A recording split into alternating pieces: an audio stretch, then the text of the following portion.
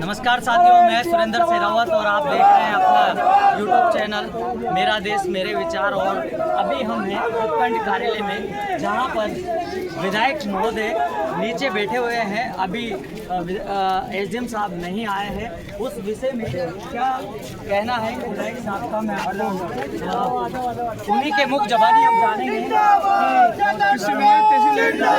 अभी इतनी देरी हो रही है, इस विषय में हम बात करेंगे। हमारा विधायक कैसा हो?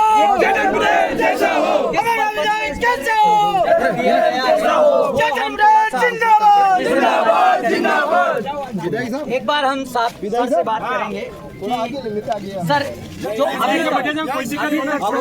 काफी देर से यहाँ पे हैं और एसडीएम साहब अभी तक नहीं आए हैं, इस विषय में आपका क्या कहना है?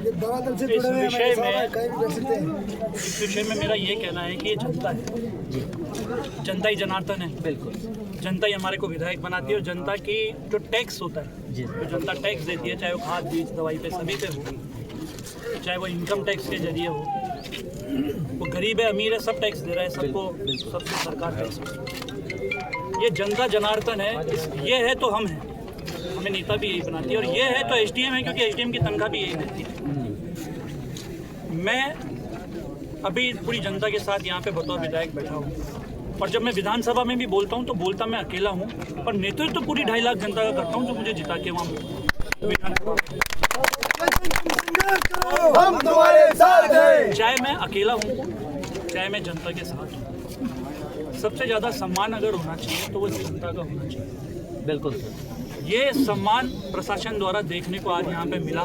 जब मैंने अवगत करवा दिया था 2 दिन पहले कि मैं इतनी बजे वहाँ पे घेराव करूँगा, मतलब सवाल जवाब होंगे, मैं पूरे तथ्यों के साथ यहाँ पे आया। बिल्कुल, पूरी जिम्मेदारी इस घेराव की आज मैंने ली है, मेरे ऊपर है। यहाँ कोई भी अगर बात होती है तो वो जिम्मेदारी मेरी है। मेरे को ये कहने में कोई संकोच नहीं है कि ये प्रशासन की हर जगह लापरवाही है। कहीं ना कहीं प्रशासन बचने की कोशिश कर रहा है, अपनी जवाबदेही से बचने की कोशिश कर रहा है। जवाब नहीं बन रहा उनसे, पर इससे हमारे को कोई नहीं फर्क पड़ता।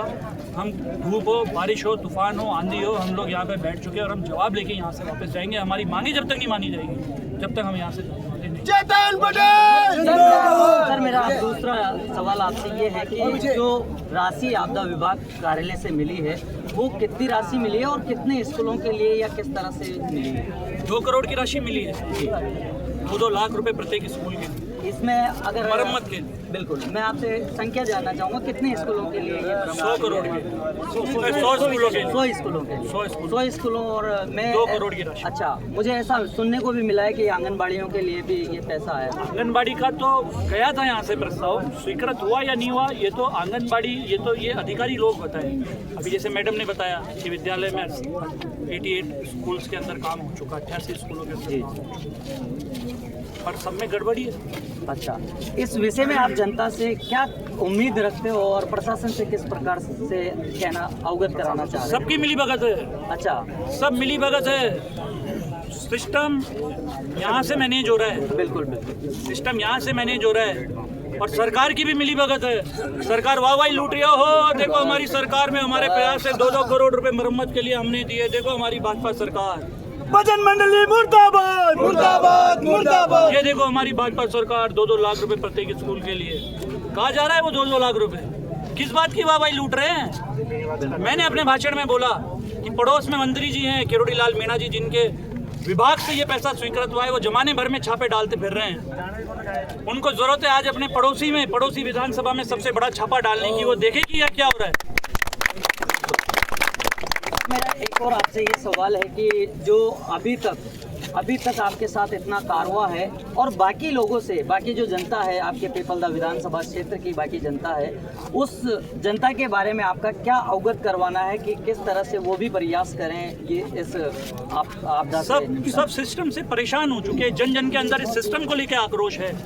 इस सिस्टम से परेशान है, सिस्टम के खिलाफ ही हमारी लड़ाई है। ये प्रदर्शन उसी के खिलाफ है।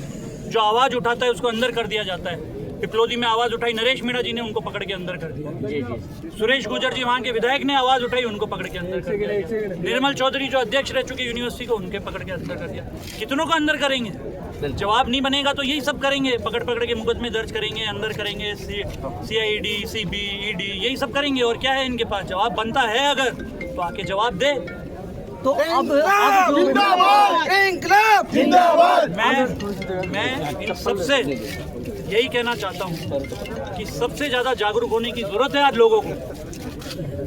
इन सभी का परम दायित्व बनता है सिस्टम को चेंज करने के लिए इनको आवाज़ उठानी पड़ेगी। चाहे वो मैं ही हूँ, अगर मैं भी गलत कर रहा हूँ तो मेरे भी कपड़े फाड़ेंगे, पर जो गलत है उसके खिलाफ इनको आवाज़ उठानी चाहिए, क्योंकि इनका पैसा, एक एक टैक्स का पैसा इनका, उसी से सब कुछ सिस्टम चल रहा है। वो सिस्टम इनको